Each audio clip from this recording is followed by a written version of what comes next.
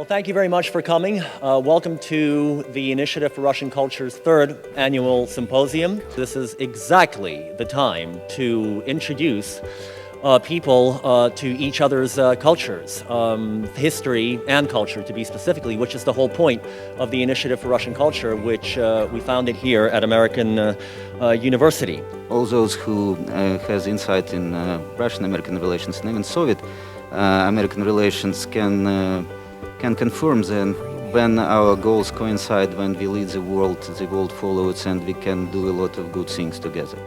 Despite what people thought of Reagan's strong condemnation of the Soviet Union as an evil empire, he actually was, at the same time, trying to begin talks with the Soviets to see if he could form a better relationship. And most especially, Reagan was motivated by the desire to rid the world of nuclear weapons. I cherish the memory of the warmth of the Russian people, most of all, and their pride and hospitality, and the sense that after such an event, we could never go back to the bad old days. All this made me feel that I was in the midst of a profound, indeed revolutionary chapter in the history of Russian-American relations. I've always thought, I take from a wonderful quote at the beginning of my book, if countries have gender, Russia is a woman.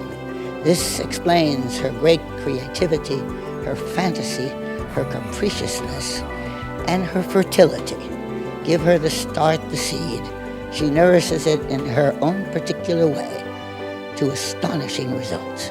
I think that we have to think there's only one man in her life, and it's America.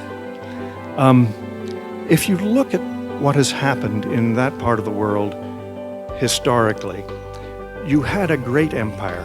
And if you look at another empire, the Ottoman Empire, and look at all the trouble spots that we're dealing with today, which are unresolved problems dating back to the Ottoman Empire, why does it surprise us that there are some trouble spots left over from the collapse of what was once the Russian Empire, then the Soviet Empire? Years ago, when I was here in the States for a conference, Secretary Schultz spoke at that conference, and he invited me to lunch.